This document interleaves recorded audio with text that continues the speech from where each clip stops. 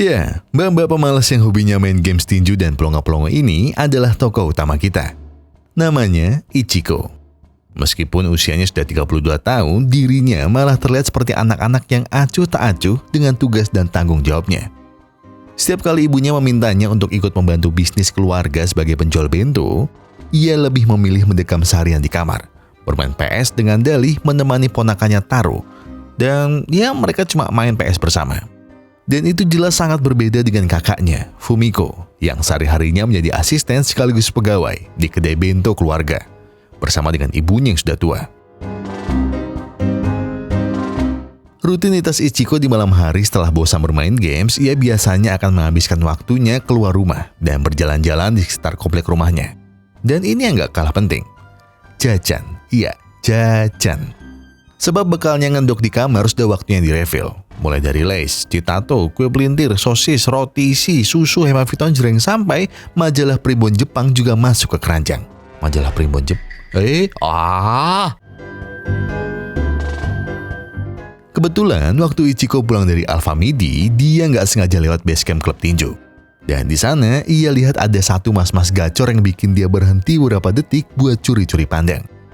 Sambil ngayal kapan ya dirinya bisa punya cowok kayak mas-mas Samsak itu. Mas-mas Samsak, I see. Walau kadang di rumah Ichiko sering bangun molor dan kesiangan dan tidak jarang juga mesti dibangunkan oleh ponakannya, Ichiko seperti tak punya malu di rumahnya dan tetap keluar kamar tanpa rasa bersalah.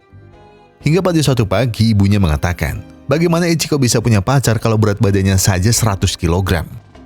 Ditambah Fumiko yang gregetan sama habit pemalas adiknya, yang mulai menyindir sifatnya yang cuma bisa ngabisin uang ibunya. Dan pasti endingnya cuma mengincar warisan pensiun ibunya. Mendengar hinaan yang pedas dari kakaknya itu, Ichiko tidak terima. Dan seketika sebuah piring terbang menghantam dinding tepat beberapa senti dari kakaknya duduk. Pertengkaran hebat pagi itu jelas tak bisa dihindarkan. Merasa tersudutkan di rumahnya semenjak kedatangan kakaknya yang telah bercerai dengan suaminya, Ichiko memutuskan ingin keluar dari rumah. Dan bertekad ingin mandiri dan membuktikan jika dirinya bisa sukses sebagai bentuk balas dendam yang elegan pada keluarganya nanti. Tapi ibunya tahu kalau Ichiko tidak punya uang sama sekali. Maka seperti naluri kebanyakan ibu yang menyayangi anaknya, siang itu sepulang Ichiko dari luar untuk menenangkan diri, ibunya memberi dia segopok uang yang bisa dia gunakan demi menyambung hidup Ichiko untuk sementara waktu.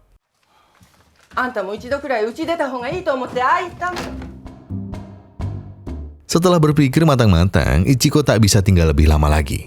Dan setelah meninggalkan kamar dan rumahnya, akhirnya dia bisa menemukan satu kamar kos murah yang sebulannya setara UMR Wonogiri. Sembari melamun dan nyebat di balkon kamarnya, sebenarnya Ichiko juga memikirkan bagaimana caranya ia bisa segera mendapatkan pekerjaan. Lalu, ia ingat ada satu pamflet loker di supermarket yang tempo hari sekelebat ia baca di belakang kasir. Malam itu juga, dengan modal selembar kertas HVS dan pulpen pilot, ia membuat surat lamaran kerja pertamanya. Saat interview pun tiba, ternyata mas kasir yang sering dilihatnya lah yang mewawancarainya. Setelah berkenalan basic, Ichiko pun ditanya, apakah ia tidak keberatan dengan shift malam. Upahnya 1.200 yen per jam, atau sekitar Rp130.000. Yang berarti jika Ichiko terus bekerja, dia bisa mendapat sekitar 120.000 sampai 130.000 yen per bulan. Ya, kira-kira 13 sampai 14 juta lah ya. Ya kalau kalian kiranya banyak ya, ini kan tinggalnya di Jepang, bukan di Sragen. Tolong, bedakan. Jangan bilang banyak dulu. Di hari pertamanya kerja, Ichiko harus belajar perlahan menjadi tukang kasir. Meskipun terbata-bata, ia mulai terbiasa dengan tugas pertamanya itu. Seperti kebanyakan tempat kerja yang tak selalu berisi orang-orang menyenangkan, Ichiko pun mau tidak mau harus berhadapan dengan Pak Noma. Bapak 44 tahun ini luar biasa cerewetnya. Bukannya membantu mengajari Ichiko, orang ini malah ceramah cerita nabi-nabi saat Ichiko masih fokus belajar mesin kasir.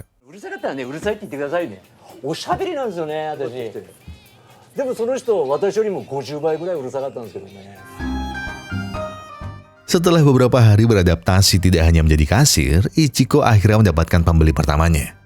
Tapi yang Ichiko tidak tahu, pembeli pertamanya ini adalah mas-mas petinju yang selalu ia amati. Namanya Kano. Kano ternyata adalah pelanggan supermarket ini. Dan dia punya kebiasaan yang agak lain. Pertama, Kano suka sekali membeli pisang.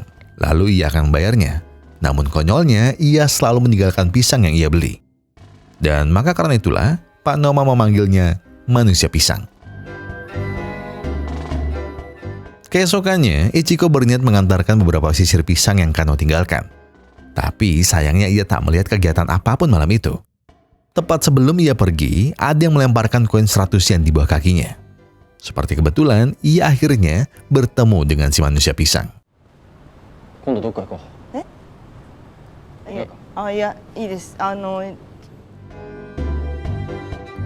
Iya, kalian gak salah dengar. Kano yang sudah sering memperhatikan Ichiko ternyata malah mengajaknya kencan sore hari itu, ketika Ichiko libur kerja.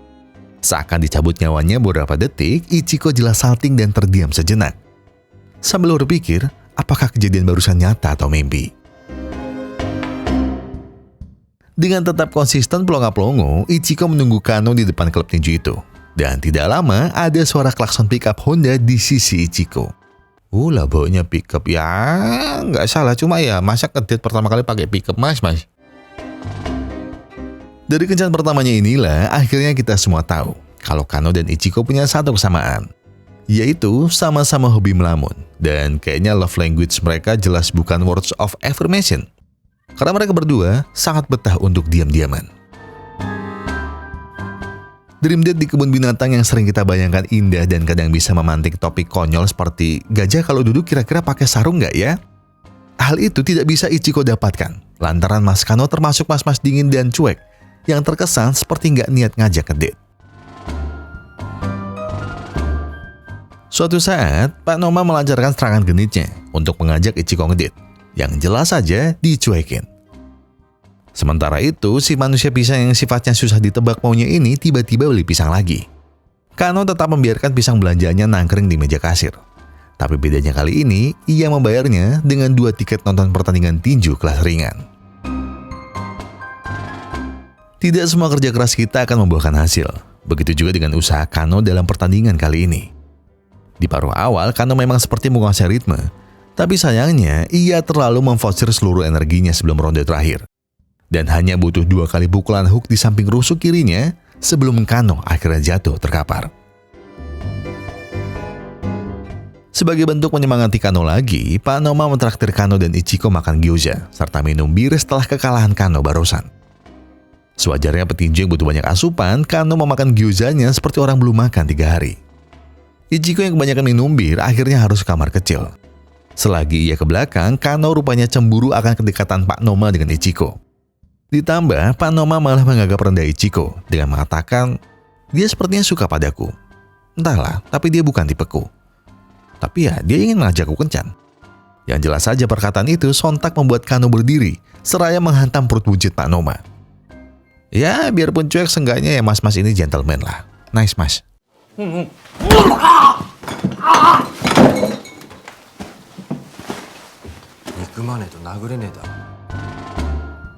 Namun sayang, malam itu sepulang dari restoran gyoza, Pak Noma malah memaksa Ichiko untuk melakukan adu penalti. Bagi sudah jatuh tertimpa tangga, Ichiko yang tak mampu melakukan apa-apa masih harus dipukul perutnya oleh Pak Noma. Dan Ichiko juga masih harus berjuang berjalan pulang dan tetap bekerja keesokan harinya. Mama doko itta ka shiranai? Nigechatta no yo. Baga, sada baga shine!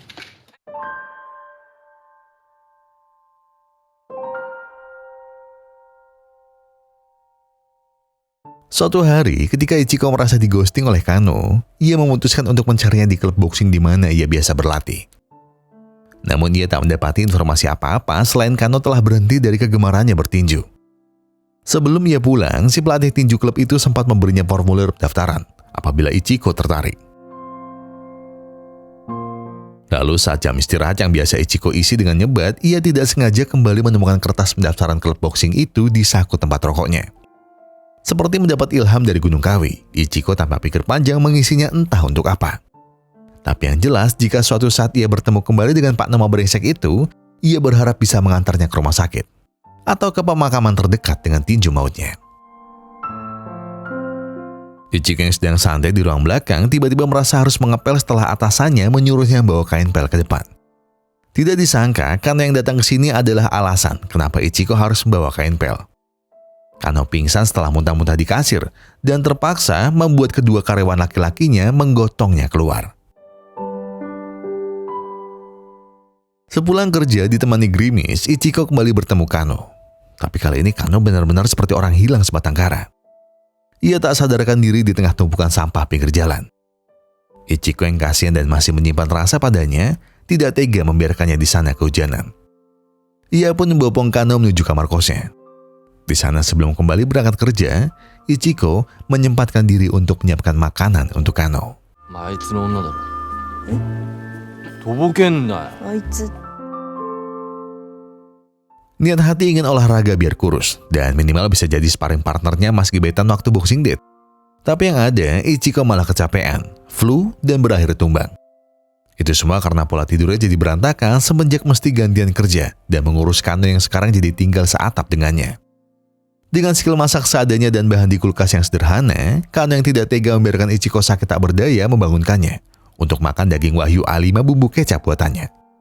Tapi ya, karena Kano tidak punya pengalaman sama sekali dalam memasak, jadi ya Kano cuma nebak-nebak aja ini dagingnya kayaknya udah matang sih. Coba dimakan ya.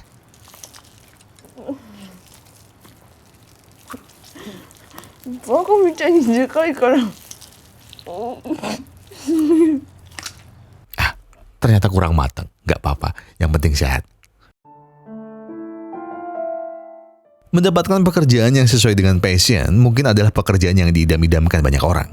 Karena jika kita mencintai pekerjaan itu, maka jelas hasil kerja kita akan selalu kita nikmati. Namun berbeda dengan Kano, ia tak bisa kembali atau lebih tepatnya, ia tidak ingin kembali mengejar mimpinya sebagai petinju. Dan juga ia tak bisa terus-terusan hanya menganggur, rokokan dan menunggu rezeki nomplok jatuh di samping bantalnya ketika dia bangun dari mimpinya.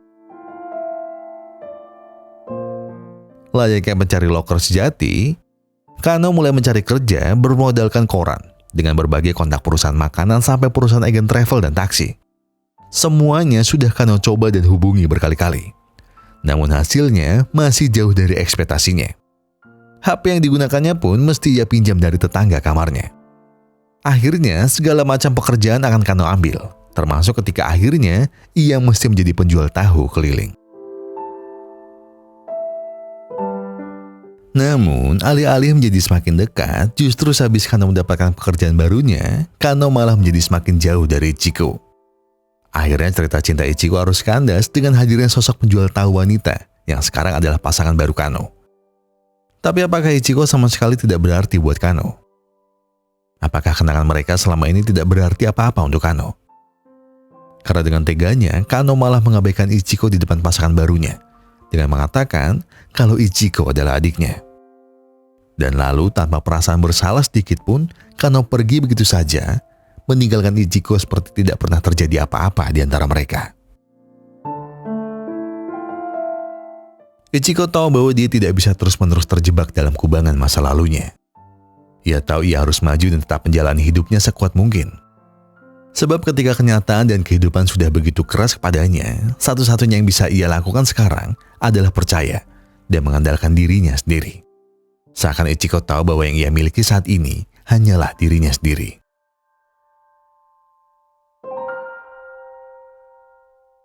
Iya, dia paham bahwa dengan fokus pada cita-citanya menjadi seorang petinju profesional akan sanggup mengalihkan semua masalahnya untuk menjadi pribadi yang jauh lebih baik.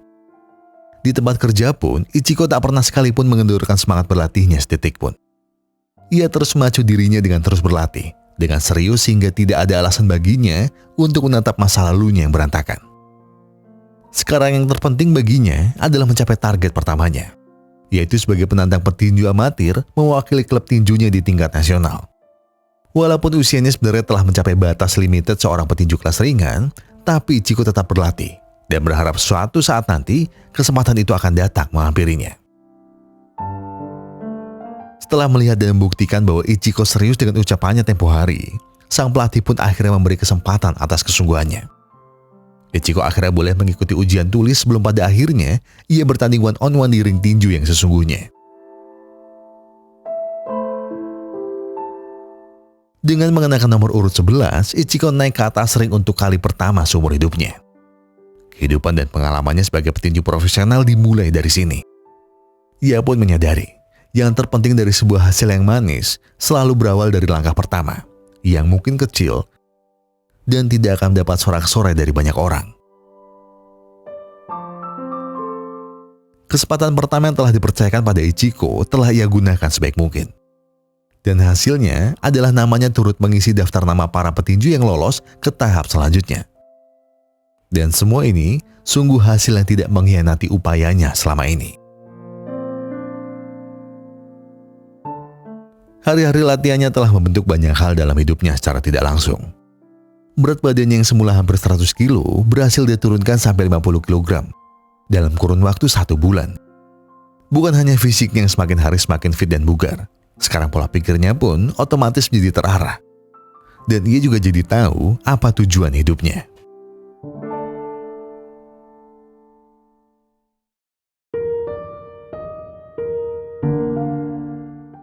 Hubungan dengan keluarganya pun perlahan mulai membaik. Dampak positif dan perubahan yang dirasakan oleh orang-orang terdekatnya, khususnya ibu dan kakaknya. Ichiko yang dulu mereka kenal sangat malas dan tidak memiliki tujuan yang jelas. Sekarang menunjukkan hal sebaliknya. Ia mau membantu pekerjaan bisnis keluarganya dan mulai membuktikan bahwa dirinya bukanlah Ichiko yang dulu. Ichiko yang sekarang mereka kenal adalah manusia baru. Taro keponakannya pun dilatih oleh Ichiko untuk belajar bela diri apabila ada teman-temannya yang mengganggunya. Namun entah apa yang direncanakan oleh semesta, hingga pada suatu siang ketika Ichiko selesai melayani pembeli di kedai bento, muncullah mas-mas di shop yang tak lain dan tak bukan adalah Kano. Tetapi sebelum Kano selesai mendapatkan nori bento dan tempura pesanannya, Kano dan Ichiko bertatapan. Dan Kano merasa malu karena perilaku tak tahu dirinya pada Ichiko, yang akhirnya mesti membuatnya kabur terbirit-birit.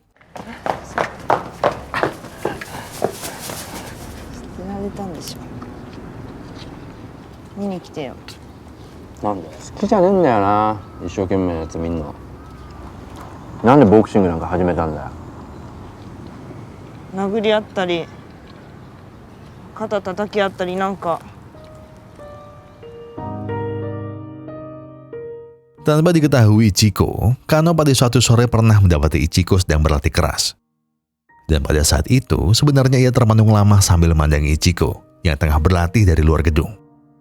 Ia teringat akan kesalahannya dulu karena pernah meninggalkan dan menyanyiakan wanita yang tanpa tuntutan apa-apa mau menerima dirinya apa adanya. Seperti gelas pecah dan tak akan bisa kembali seperti sedia kala, Kano mengerti bahwa ia tak bisa bersama lagi dengan Ichiko. Dan sayangnya, roda waktu terus melaju sebagaimana mestinya. Dan Kano bukanlah dewa yang bisa sesuka hati kembali ke masa lalu demi memperbaiki hubungannya dengan Ichiko.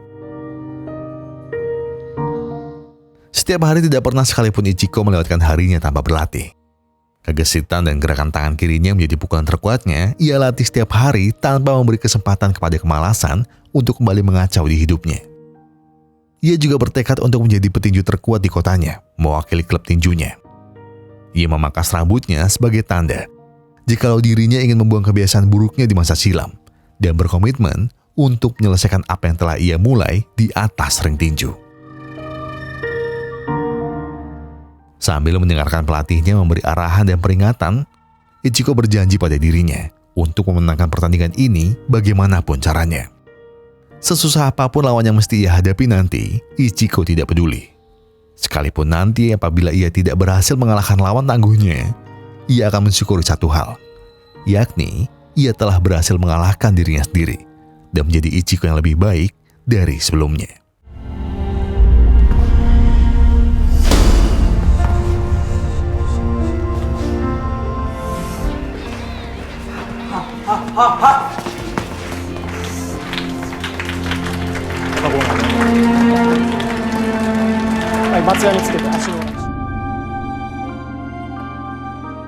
Jelas lawan yang ia hadapi di Women Boxing Championship saat ini bukanlah lawan abal-abal.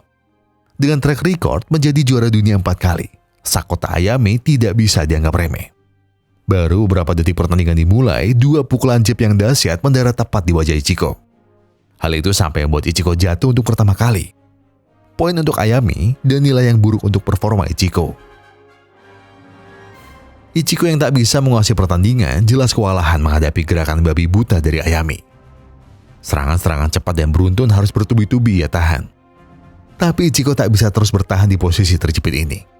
Ia harus menggerakkan kakinya seperti arahan dari pelatihnya jika ia tidak ingin tumbang di ronde pertamanya.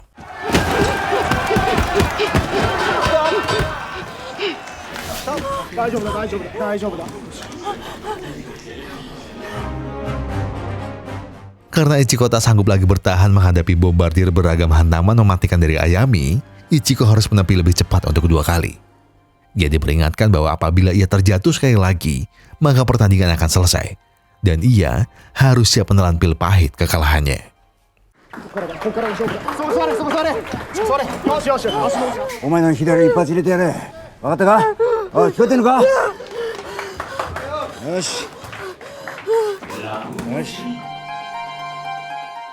Secara statistik, jelas poin dari Ayami jauh mengungguli nilai Ichiko, yang dari tadi terus-menerus menerima pukulan maut dari Ayami. Namun untuk kali ini, Ichiko harus bertahan sedikit lebih lama. Ia harus bertahan sedikit lagi dengan harapan ia mampu membuka celah agar pukulan tangan kirinya mampu ia lesatkan ke wajah Ayami.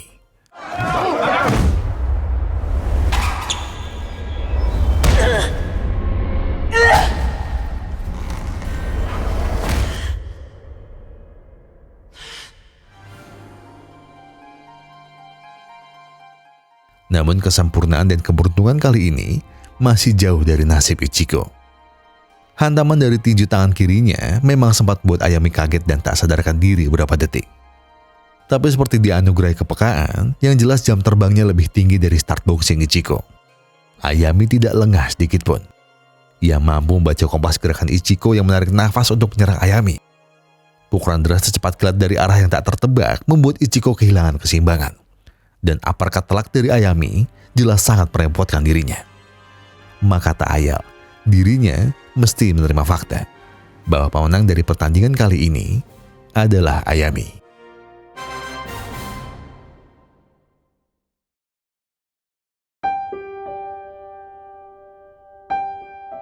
Seperti deja vu, pertandingan Ichiko kali ini kedatangan tamu spesial. Bukan hanya keluarga dekatnya, namun ternyata Kano juga hadir memberi suntikan support untuk Ichiko. Semua ingatan tentang masa lalunya ketika ia masih bukan siapa-siapa menggelayuti pikirannya sesaat ketika Ichiko terkapar tak berdaya. Kompilasi memori itu datang bukan tanpa sebab. Ichiko menyadari sekalipun ia kalah kali ini, perjalanannya belumlah selesai. Pertandingan tidak mengenakan ini adalah pengalaman terbaik sejauh ini, di mana dirinya harus belajar menerima dengan lapang dada segala hal yang datang di hidupnya. Mau itu baik maupun buruk. Karena jika ia tak mengalami kekalahan ini, dari mana Ichiko akan memahami bahwa seseorang pemenang tidak pernah lahir tanpa deraan dan beribu kekalahan yang mendahuluinya. Mungkin suatu hari nanti, Ichiko akan sadar suatu hal penting. Dirinya hari ini tidak benar-benar kalah.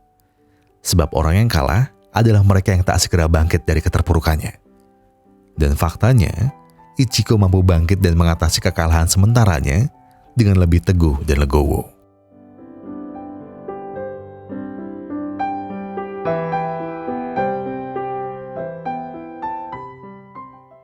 Di hadapan banyak orang yang dulu sempat meremehkannya, Ichiko telah mengakhiri pertandingannya dengan baik. Ia adalah seorang pemenang yang sesungguhnya. Paling tidak, ia telah menang dari kemalasan dan masa lalunya yang tidak ingin ia ulangi lagi.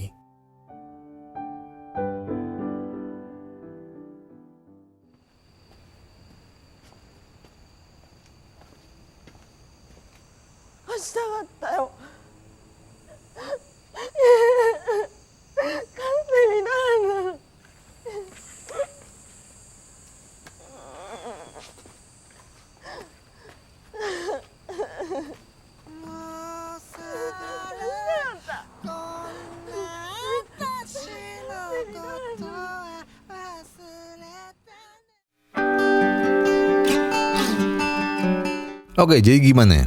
Iya, saya sadar kalau kalian bakal ngerasa ini agak familiar karena memang Ini adalah versi original dari video yang pernah kita buat. Video ini, ya, kalau yang kita buat itu dari film Cina, YOLO. Kalau yang ini memang versi originalnya, 100 Yen Love dari Jepang. Benar, dari Jepang. Kenapa saya nonton ini? Karena pas saya lihat kayaknya menarik dicoba tonton. Kok persis, cuma yang membuat saya pengen nonton terus adalah filmnya di CD. Si cewek ini benar-benar suram hidupnya. Benar-benar suram dan ngegambarin bagaimana ketika kita menjadi no life dan beban keluarga yang 100%, iya, di sini lebih kelihatan di sini. Maksudnya karena mungkin nggak tahu sih ya, kenapa kalau Jepang bikin film selalu banyak perasaan tidak enak di dalam. Tapi kalian pernah nggak bayangin kalau misalnya si Ichiko ini dia tuh nggak pernah masuk ke klub tinjunya itu? Apakah itu bakal jadi sebuah kekalahan yang besar yang bakal dia derita? Dia mungkin aja. Kita nggak pernah tahu bagaimana hal yang kelihatannya sepele ternyata sangat berperan dalam hidup kita. Ya coba bayangin dia nggak daftar, nggak usah deh. Jangankan daftar, kalau dia nggak melihat si mas-mas yang berbadan samsak itu, mungkin dia nggak ada niatan. Itu hal yang sangat sepele.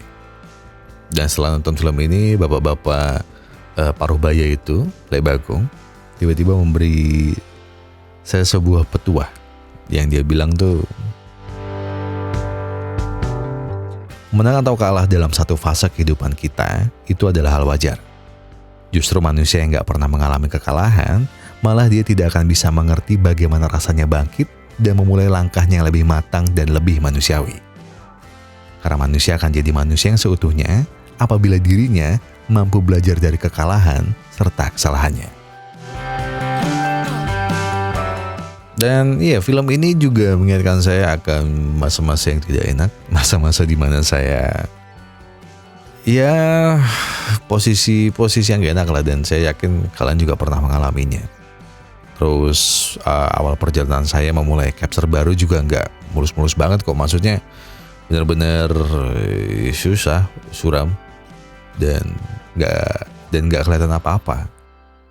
Saya juga hampir putus asa buat memulai, terus ya itu karena banyak hal kurang baik yang terjadi di hidup saya. Tapi intinya tuh kayak film ini tuh ngerefleksiin satu hal di situ. Terkadang hidup kita itu bukan soal menang, tapi soal bagaimana kita terus mencobanya. Mencoba sampai kapan? Nah, itu tantangannya. Karena manusia kadang gak akan pernah tahu di mana batas kekuatannya kalau dia gak pernah mencoba melewati episode-episode ganjil dalam hidupnya. Dan yang mungkin bisa kalian ingat adalah, dan yang terakhir mungkin yang perlu kalian ingat, apa yang Tuhan ambil dalam hidup kita sebenarnya gak pernah sepenuhnya diambil. Tuhan cuma mau menggantinya dengan yang lebih baik. Sama kayak Ichiko. Kalau dia nggak keluar rumah dan belajar hidup mandiri, mungkin dia nggak pernah sampai di tahap gemilangnya saat ini. Jadi ya terus mencoba sampai titik darah penghabisan. Niscaya kita akan sanggup melampaui diri kita yang lama dan berubah menjadi manusia baru dengan versi yang lebih baik. Saya Gong dan segenap tim Traffic Glory mengucapkan terima kasih. Terima kasih buat kalian yang sudah menonton video ini sampai habis. Terima kasih buat kalian yang sudah memberikan like. Terima kasih buat kalian yang sudah memberikan komentar. Dan juga terima kasih buat kalian yang sudah subscribe dan juga mencet tombol thanks ya. Karena apapun yang kalian lakukan untuk channel ini sudah sangat membantu channel ini untuk berkembang sampai hari ini. Sumpah, semuanya karena kalian. Ini bukan kata manis. Ya ada sih. Tapi beneran, tanpa kalian Sebatin gak bisa sampai kayak sekarang. Sebatin cuma bakal cerita alur film yang ya udah yang gitu-gitu aja, yang cerita bla bla bla bla bla bla bla. Di akhir terus ada mas-mas sambat soal kebijakan yang mulai aneh. Kebijakannya aneh. Beberapa oknumnya juga mulai kelihatan. Yang gak usah dari yang paling tinggi lah, yang setingkat daerah aja udah banyak yang aneh-aneh. Aduh. Pindah apa ya? Ayo sudahlah. Kita cuma bisa berusaha dan berdoa agar ya bisa segera lebih baik, dan kita terus berusaha biar iya kita harus hidup. Itu aja, kita harus hidup. Bisa. Dan sebelum saya menutup video ini, saya pengen bilang ke kalian semua, kalau kalian lagi ada banyak masalah dan itu berat banget, ya tenang. Gak perlu buru-buru, gak perlu nyusu-nyusu. Selesaikan semuanya dengan kepala yang dingin. Oke? Sekarang, tengah kopinya, ambil koreknya, dan sebatin aja dulu.